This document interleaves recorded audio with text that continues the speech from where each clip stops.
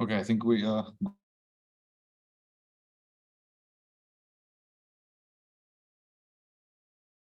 on Zoom. Can anyone on Zoom confirm that you can hear George? Yeah, I can still hear. Okay, Magdalene. Cool. Okay, perfect. Thank you. All right, guys. So then, with that, welcome to today's installment of our philosophy seminar, and our speaker is gonna be a local, Josh. And Josh, your last name is very Polish and very complex. I'm not gonna try to pronounce it, but you know, you can see it there on the slides, and he's a wonderful PhD candidate and teaching assistant that we have here in the department. He was a hit with the first year philosophy students, at least in the intro philosophy course. So I hear that you're very popular. So I guess that he's gonna delight us today with a little bit of the magic of Josh. So go ahead and follow roll. That's maybe talking me up a bit too much. But thank you, Guillermo. Thanks everyone for coming along. So my presentation today is titled Sex, Gender, and Distinction. Excuse me. Thinking Categorical Matrices with Monique Fatigue, Judith Butler, and Moira Gatens. And this presentation is drawing on work that I'm doing on my PhD thesis on Monique Fatigue, as well as a paper that I'm writing for Australian Feminist Studies on this topic. So, you know, any harsh critical feedback I would greatly appreciate to make my paper better, hopefully. How is it gonna? There we go. Of course, I want to start off by acknowledging the traditional custodians of the lands where we all work and where the University of Queensland now stands, the Turrbal and Yagara peoples. I want to recognize that these lands have always been places of teaching and learning long before colonization. I want to pay my respects to their ancestors and descendants, and in particular, in the context of this presentation, the brother boys and sister girls whose lives continue to resist colonization and colonial narratives of gender. They are all, have always been, and will continue to be the first peoples of Australia. Sovereignty was never ceded, and we currently teach and learn on stolen land. I also want to give a content warning that the topic of this paper engages quite a bit with TERF rhetoric. And I will be quoting from TERF rhetoric, so there is quite strong transphobia in this presentation. Obviously, keep yourself safe. If anyone needs to leave during the presentation, I will take no offense. That's totally fine. So I want to start off with a few quotes to kind of give an indication of the trajectory that I want this presentation in this paper to take. So our first quote is from noted TERF Catherine Millo, who writes, "In the final analysis, sexual difference, which owes much to symbolic dualisms, belongs to the register of the real. It constitutes an inseparable barrier and an irreducible wall against which one can bang one's head indefinitely." Kate Bornstein, in response, writes, "Gender terrorists are those who bang their heads against a gender system which is real and natural, and who then use gender to terrorize the rest of us. These are the real terrorists, the gender defenders." Moira Gatens writes, "The trans person knows most clearly that the issue is not one of gender, but of sex. It is not masculinity or femininity per se that is valorized in our culture, but the masculine male and the feminine female." And finally, Susan Stryker, who writes, "The trans monster stages a threat and a promise for others, that they are as constructed as the trans monster itself is. The monster issues a warning to them. Don't look at yourself too closely, or you're going to see the same sutures that hold your own body-mind together, just as you see mine. You will have to confront the fact that you have put yourself together physically in a particular way and could be put together otherwise. At some visceral level, I think the reactionaries feel that they will simply be undone and disappear if they confront this knowledge." So each of these quotes is trying to sort of give an overlying gesture toward the thrust of what I want to talk about in this paper, which is the way that TERF rhetoric has kind of exploded within feminism, particularly in the last decade, and the way that TERF rhetoric plays upon certain ambiguities surrounding gender and sex in order to return to a kind of biological essentialism that seems contradictory to the fundamental basis of what feminism is supposed to do.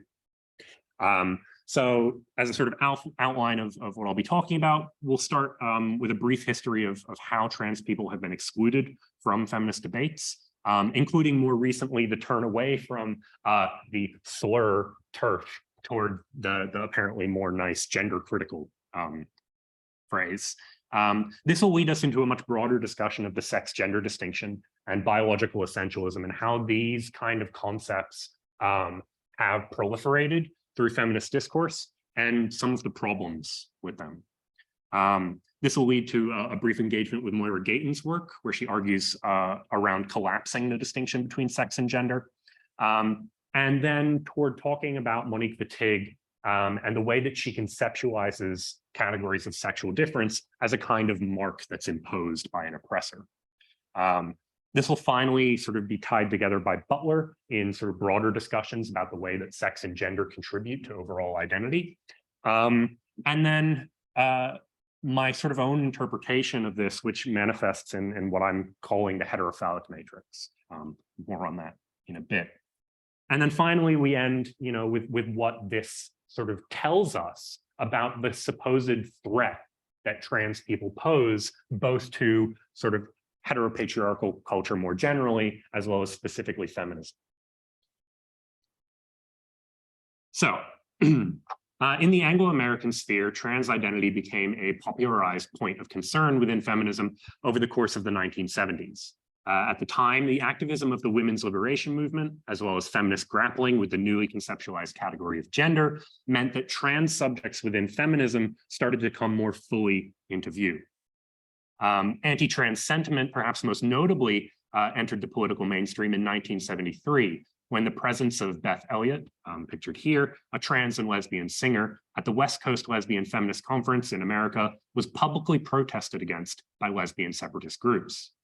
Elliott was repeatedly misgendered as a man, intent on invading lesbian community, and was directly addressed in the keynote speech as, quote, an opportunist, an infiltrator, and a destroyer with the mentality of a rapist.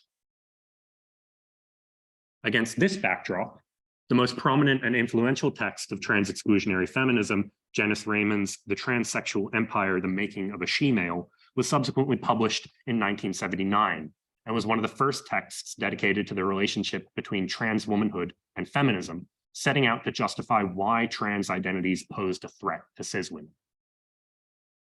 Soon after, in the 1980s, it was writers like Germaine Greer, Sheila Jeffries, and Julie Bindel who followed Raymond in jumping upon the political tension that had been brewing between women-only spaces and the presence of trans women.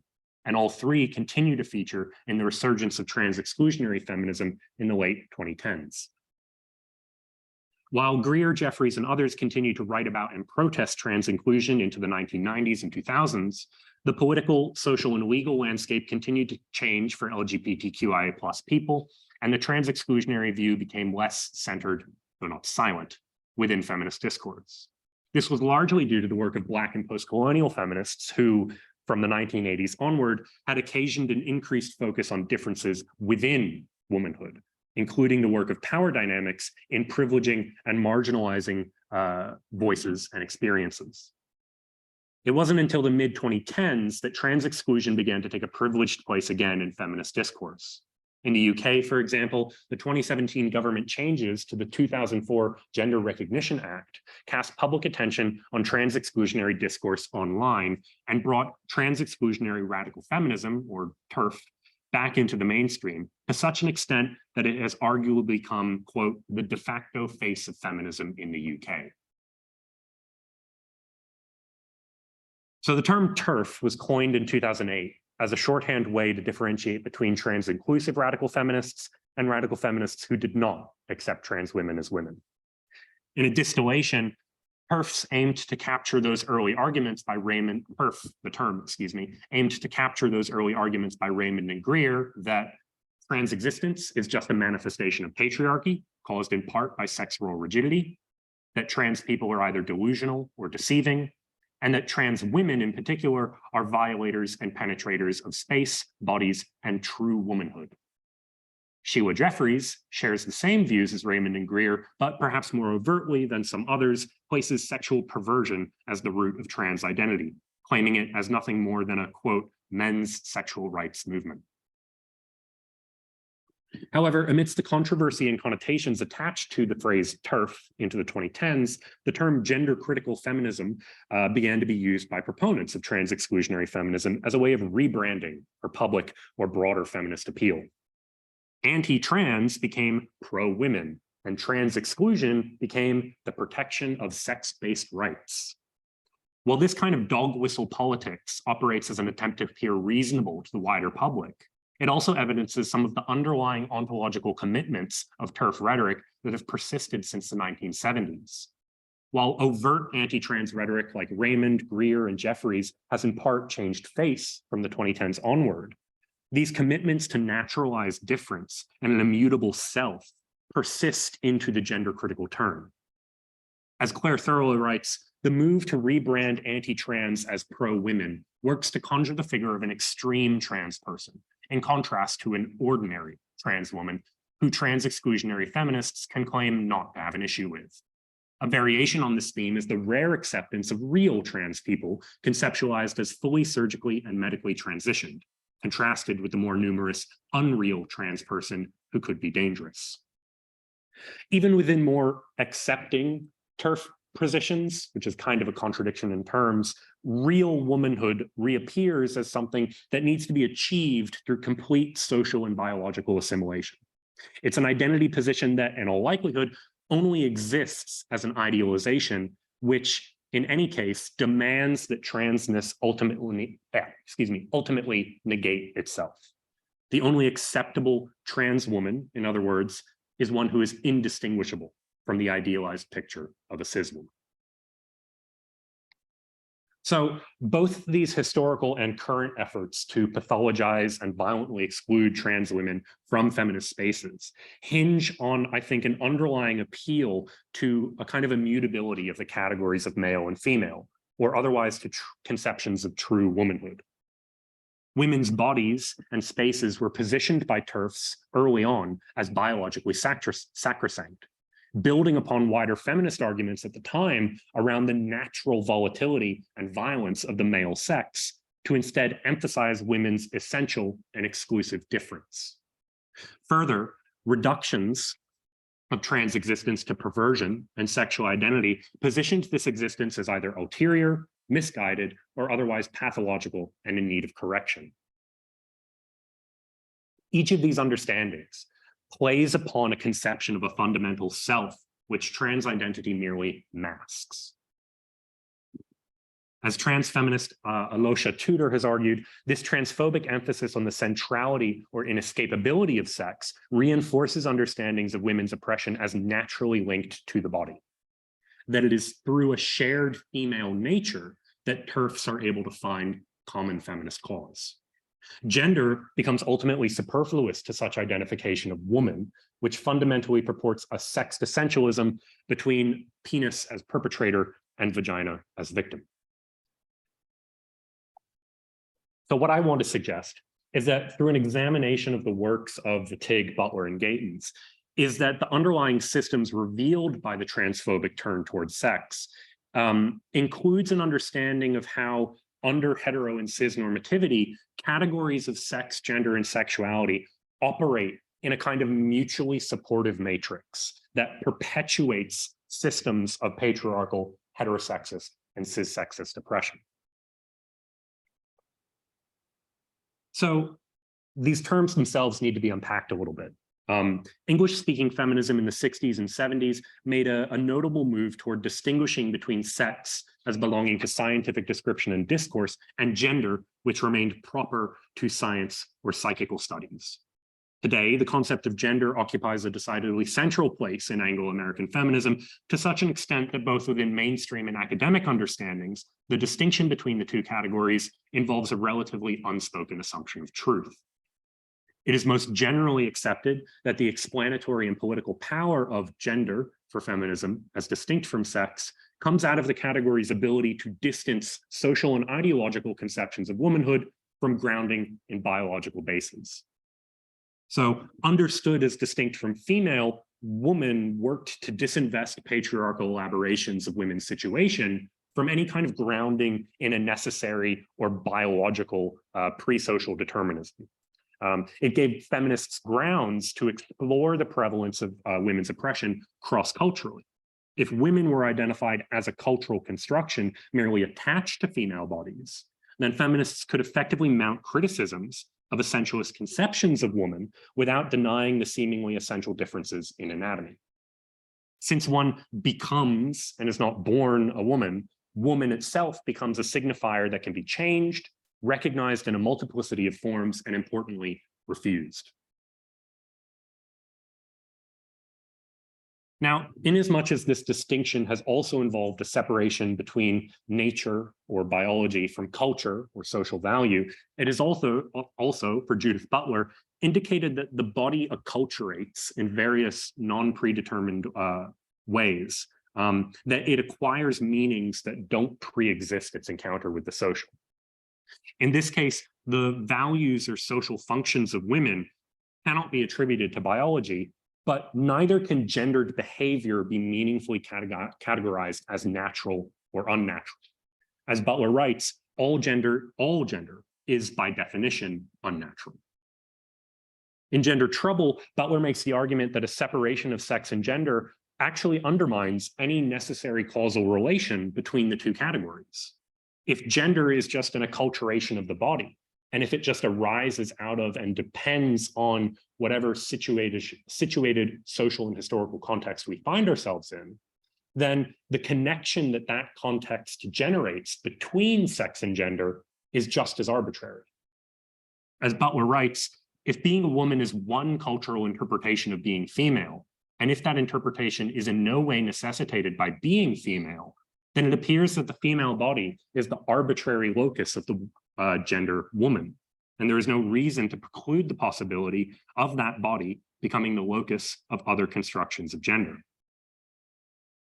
And yet, despite the place of the sex-gender distinction within feminism, the kind of mutable and unfixed relation between the two categories seems to be increasingly displaced. Sex seems more and more to have a direct impact on gender, at least when it is of interest to transphobically inclined feminists. TERF concerns often center around the supposed dangers that are involved through the inclusion of trans women within feminist spaces, which in fact conceals a reliance on a kind of sexed or biological essence. As Emi Koyama writes, feminist objections to the inclusion of transgender women in women-only spaces are, on the surface, rationalized on the basis that transgender women are fundamentally different from all women due to the fact that they were raised with male privilege. Because of their past as boys or men, they are viewed as a liability for the physical and emotional safety for other women. So exclusionary arguments like this have to rely on this idea that being assigned male at birth carries with it a kind of unavoidable and necessarily threatening form of existence.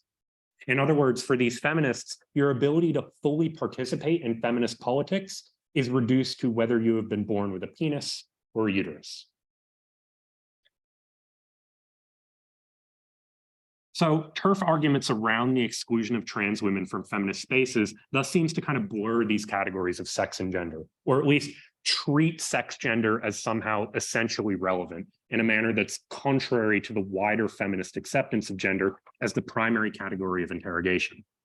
But this doesn't mean that refusals of the sex-gender distinction remain wholly within the domain of the biological essentialists. In contrast to Butler's appraisal, Moira Gatens, for instance, argues that emphasis on a distinction of sex from gender has meant that, for many feminists, discussions of sex are often eschewed for risk of biological reductionism. In this fashion, sex and the body start to become areas of inquiry about which anti-essentialist feminists feel as though they can say nothing about. At best, these feminists are left to treat sex and sex bodies as outside discourse, unable to be meaningfully spoke about. At worst, the body and the psyche become merely blank slates set to be filled with ideological investment upon the moment of birth.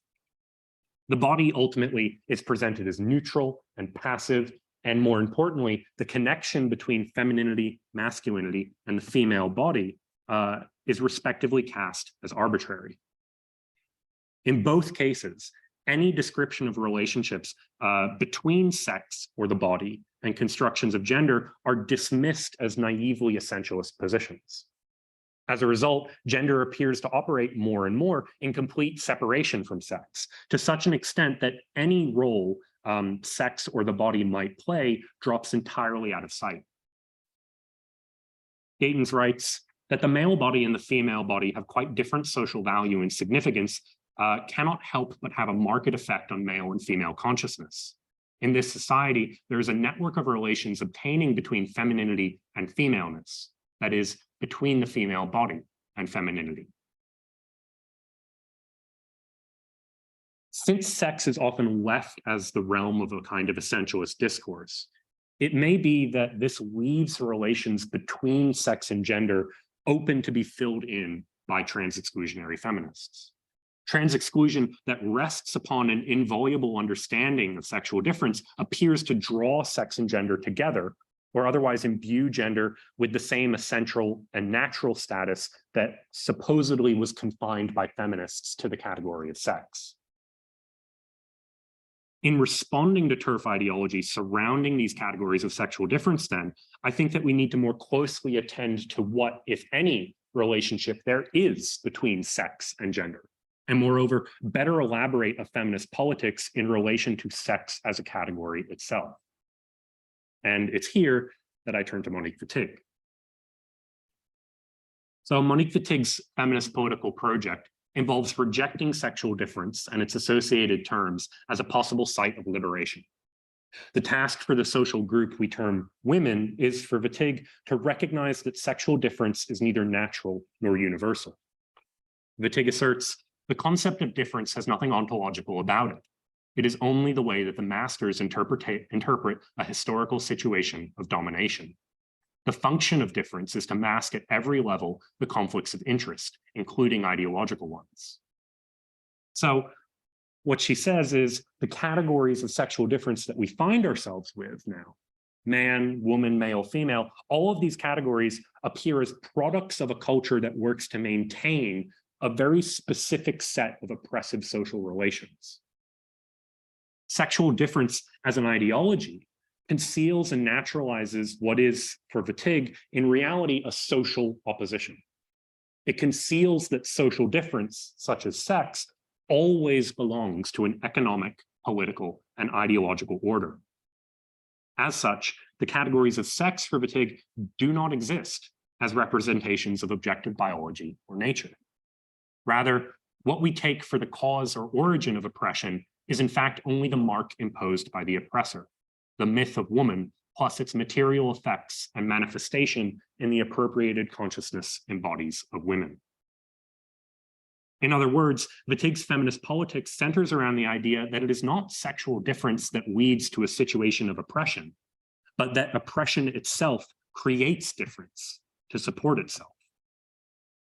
Yet, part of the issue for Wittig is that much of feminism nonetheless centers around a category of woman or female and its material manifestations as evidence for natural sexual difference. Feminists read social oppositions, into the so-called differences, laying the social over the natural, such that social oppression becomes the result of a natural difference, rather than questioning difference itself in terms of its social construction. And we can see this confusion, I think, reflected in the way that we conceptualize, at least in English-speaking countries, the relationship between the categories of sex and gender. Sex belongs to the natural, the biological, the pre-social. It rests behind or beneath gender expression. Gender, on the other hand, is linguistic and cultural.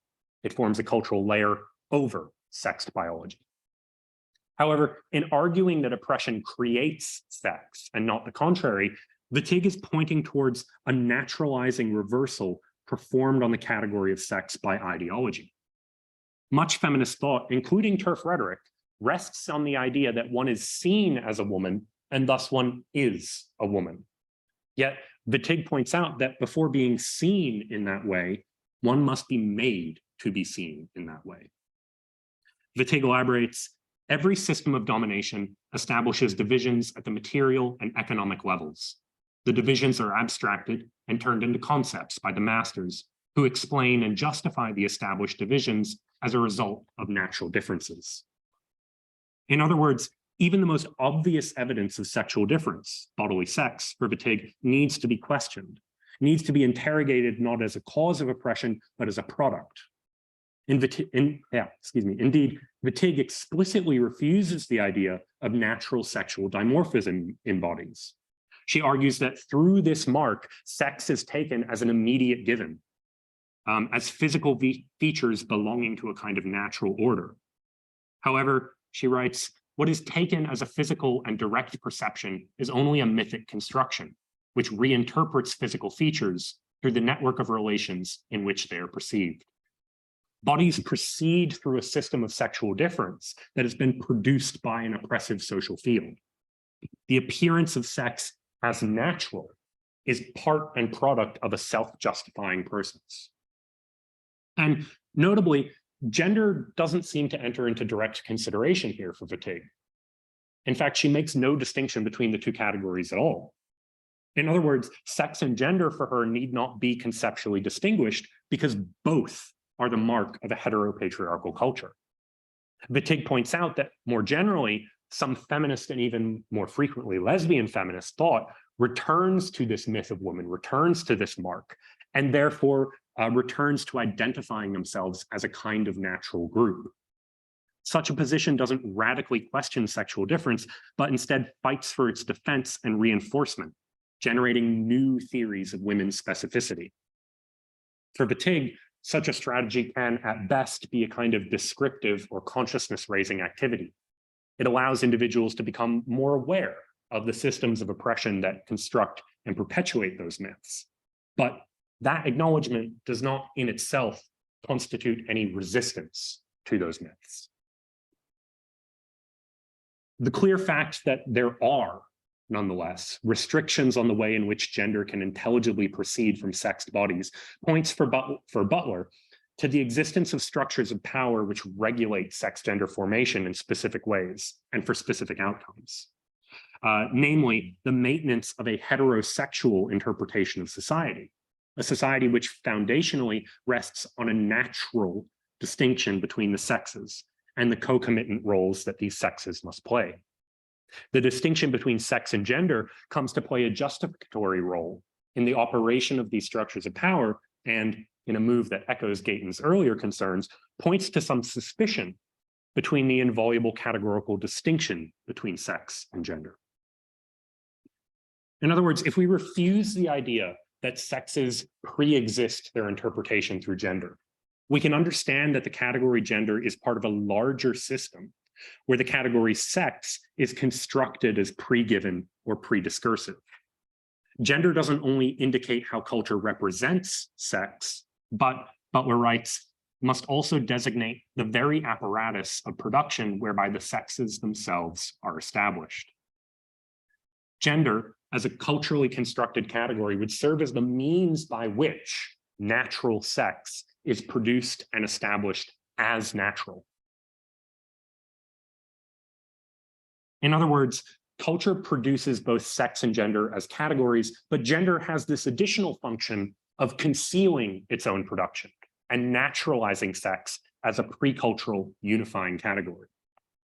They write, if we understand the body as a cultural situation, then the notion of a natural body, and indeed a natural sex, seems increasingly suspect. The limits to gender seem less restricted by anatomy itself than by the weight of the cultural institutions which have conventionally interpreted anatomy.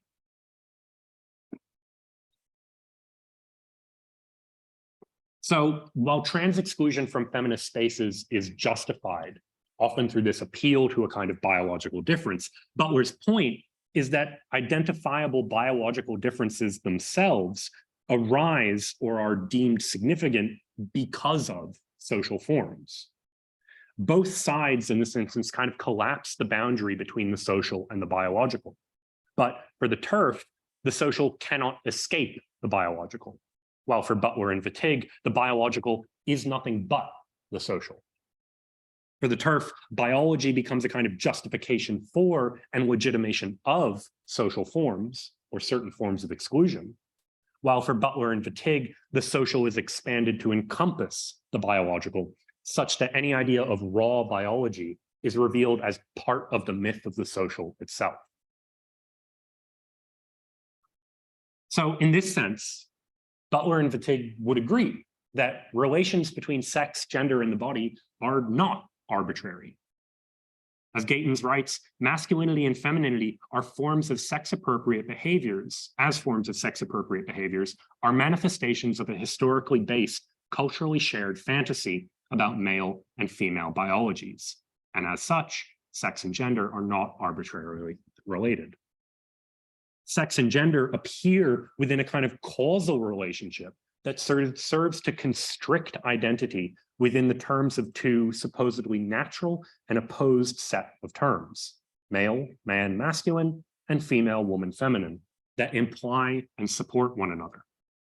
These opposing identities are presumed to maintain a kind of parallel and yet contrary coherences between sex, gender, and sexuality as an integral part of patriarchal, hetero, and cis-sexist culture. The process of becoming a subject garnered by gendered identification is thus only achieved insofar as sex is seen to causally necessitate gender as a kind of cultural designation of an essential self, and to necessitate a kind of sexuality and desire as heterosexual through an oppositional or identifying relationship to the gender which is desired. In other words, one is one's gender to the extent that one is not the other, which both presupposes and reinforces an oppressive binarism within sex, gender, sexuality, and desire. To be a woman or a man becomes to necessarily be a certain body, to be feminine or masculine in certain ways, and to appropriately direct your sexuality and desire toward another who is essentially opposed to or the same as you.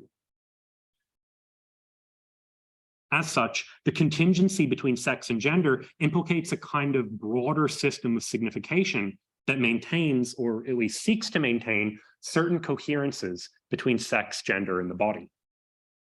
Being a cis woman or being a trans woman diverges not because there is any natural quality of femaleness that precludes feminine experience to trans persons, but because the system which ascribes these categories to subjects produces itself a causal coherence between sex, gender, sexuality, and desire, whose meanings differ when this coherence is disrupted.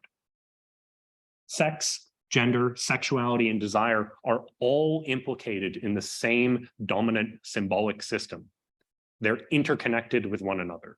They're seen to bear on an individual's identity or psychic self with the same weight. And those who differ from or resist this influence are rendered unintelligible as subjects.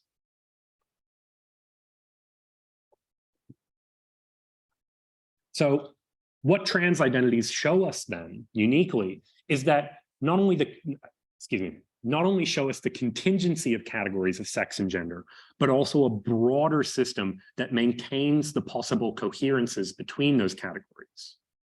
That is, the social significance of being a cis woman differs from being a trans woman because the heterophallic system itself treats its own categories and their coherence as necessary. In this manner, trans existence uniquely offers a challenge not only to dominant heterophallic culture, but all sexually different conceptions of the self, including those that underlie some feminist communities.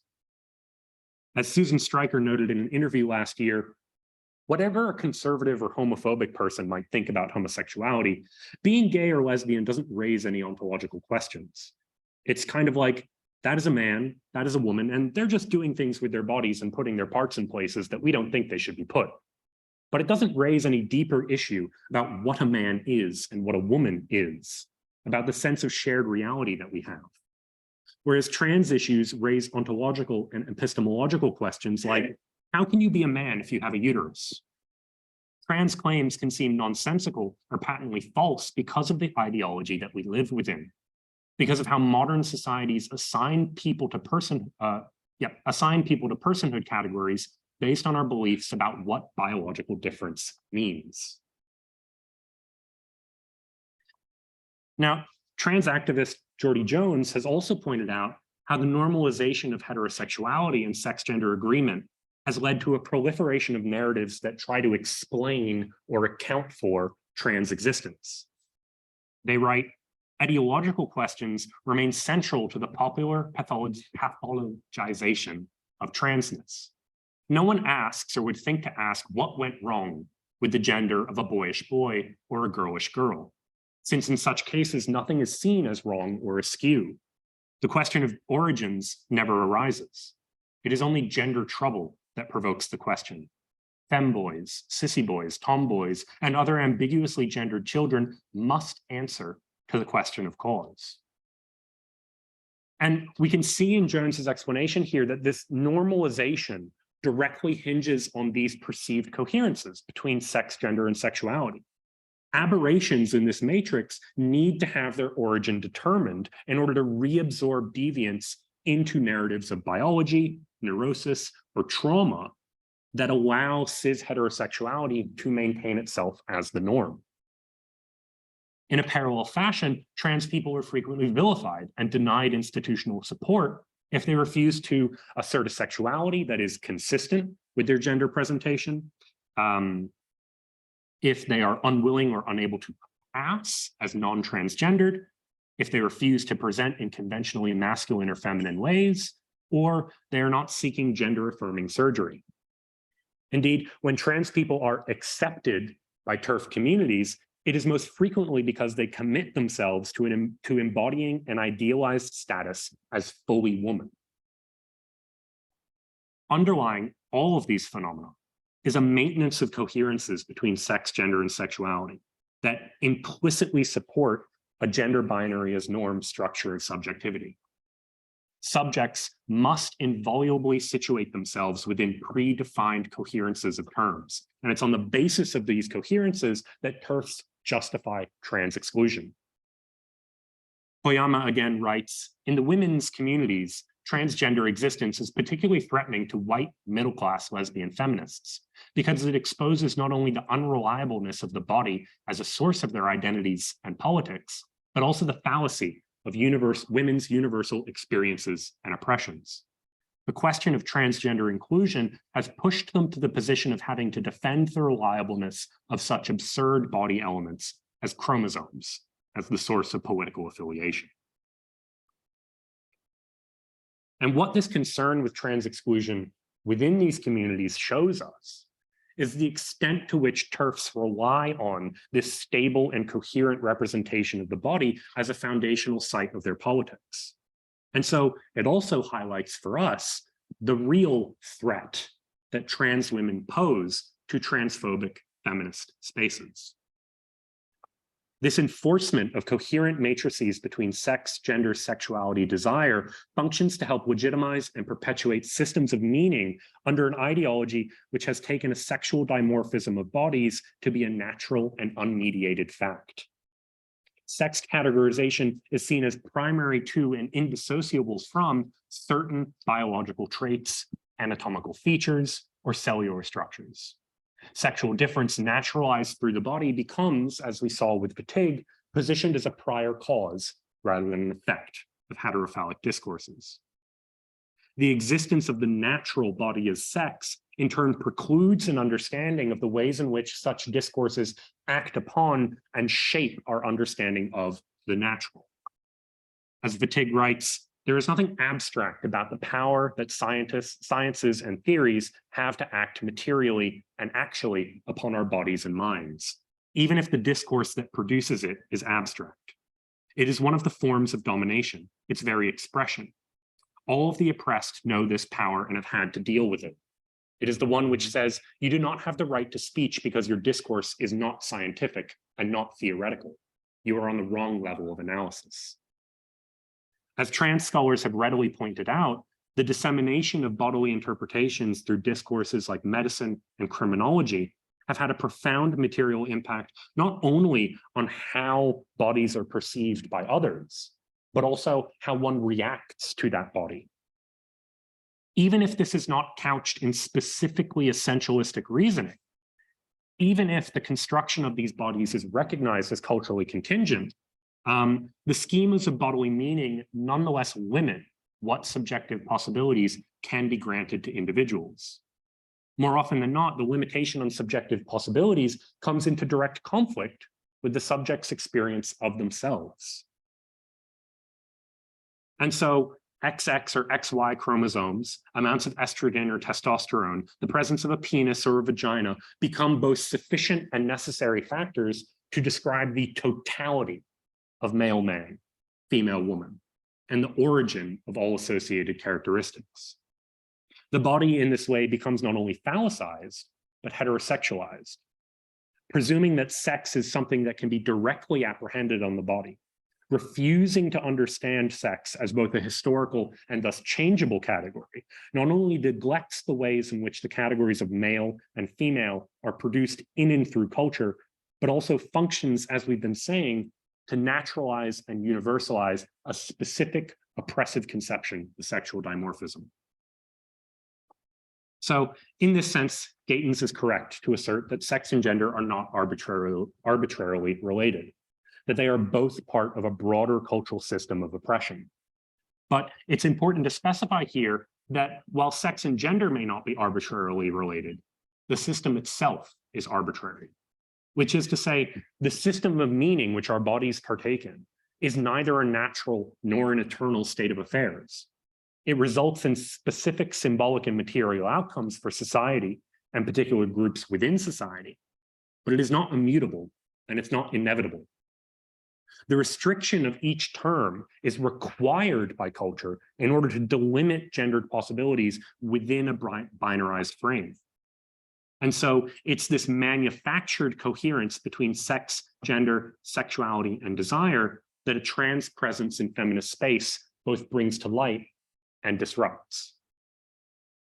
As Stryker writes, trans existence becomes something that people lose their minds over because they think being trans calls into question their basic sense of what can be real and true and right. I think being trans does intervene in dominant cultural ways of arranging power and knowledge, in that it calls into question these deeply held, deeply internalized ideologies about what our bodies mean. Ultimately, it is not just transgender phenomena per se that are of interest, but rather the manner in which these phenomena reveal the operations of systems and institutions that simultaneously produce various possibilities of viable personhood and eliminate others. In recognizing that sex and gender categories are produced and related as part of a larger system, which aims to constrain bodies and identities in violent ways, and which trans-exclusionary feminism rests upon, then greater weight is given to Wittig's call to critique and reject categories of sexual difference.